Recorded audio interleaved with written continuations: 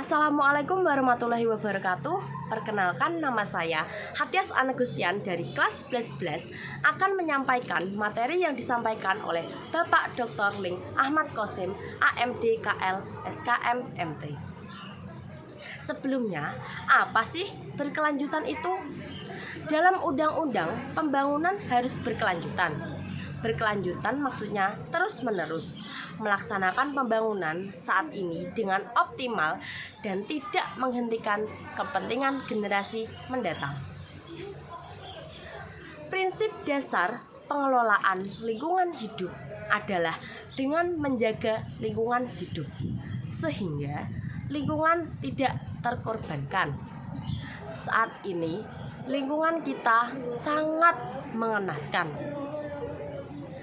Rangkaian perubahan perilaku yang dilakukan untuk mengurangi dampak buruk bagi lingkungan hidup adalah dengan melaksanakan stop buang air sembarangan, cuci tangan pakai sabun atau CTPS, pengamanan makanan dan minuman, pengelolaan sampah, pengelolaan limbah yang dilakukan melalui diri kita sendiri. Karena generasi kita akan menjadi generasi emas, menjadi generasi penerus keberlangsungan. Tanpa kesehatan, kita tidak bisa mewujudkan mimpi kita sendiri. Isu prioritas yang dapat memengaruhi kesehatan adalah penurunan kualitas air. Rata-rata, air di sekitar kita tercemar bakteri E. coli dari kotoran kita sendiri. Pengelolaan sampah dan limbah dengan cara meminimalisir sampah dan bungkus-bungkus jajan, serta alih fungsi lahan seperti yang dulunya sawah sekarang menjadi pabrik dan perumahan. Hal tersebut bisa mengontribusi terjadinya perubahan iklim. Penyakit yang ditimbulkan akibat pencemaran sampah di antara lain ada diare, hepatitis, polio, disentri, dan lain-lain. CTPS atau cuci tangan pakai sabun adalah cara paling efektif dalam pencegahan penyakit diare.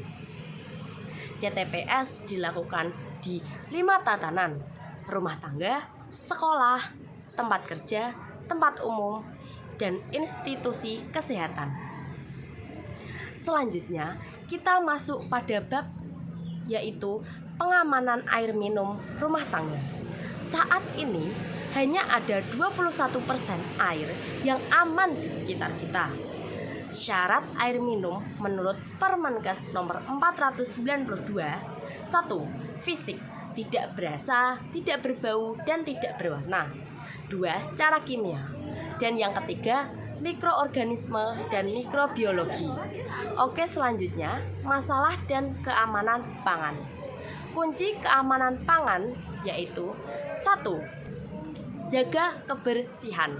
Yang kedua, pisahkan makanan matang dan mentah, karena biasanya makanan mentah mengandung residu pestisida. Yang ketiga, masak dengan yang sempurna. Yang keempat, simpan makanan dalam suhu yang aman. Dan yang 5 atau terakhir, gunakan bahan makanan dan air yang bersih. Selanjutnya, masalah klasik pangan seperti cemaran mikroba karena rendahnya higienis dan sanitasi, pencemaran kimia karena kondisi lingkungan yang tercemar limbah industri, dan yang terakhir, pencemaran biologis seperti pencemaran bakteri dan mikroorganisme yang berbahaya. Selanjutnya ada potensi resiko kesehatan akibat sampah, antara lain pencemaran lingkungan seperti udara, tanah, dan air. Tingginya kepadatan vektor penyakit seperti dari lalat, tikus, nyamuk, dan kecoa. Peningkatan penyakit menular seperti diare, kulit, dan lain-lain. Serta rendahnya nilai estetika dalam lingkungan. Untuk mengurangi pemanfaatan sampah rumah tangga bisa dilakukan dengan 3R: reuse, reduce, and recycle. Pengolahan limbah cair rumah tangga harus dilakukan dengan baik dan benar agar tidak menyebabkan dampak buruk bagi lingkungan. Dampak limbah jika tidak diolah dengan benar adalah dapat memunculkan gangguan kesehatan, gangguan reproduksi dan genetika, kerusakan harta benda, kerusakan tanaman dan binatang, serta kerugian ekonomi dan kenyamanan, serta nilai estetika lingkungan. Terima kasih, itu saja yang dapat saya sampaikan. Wassalamualaikum warahmatullahi wabarakatuh.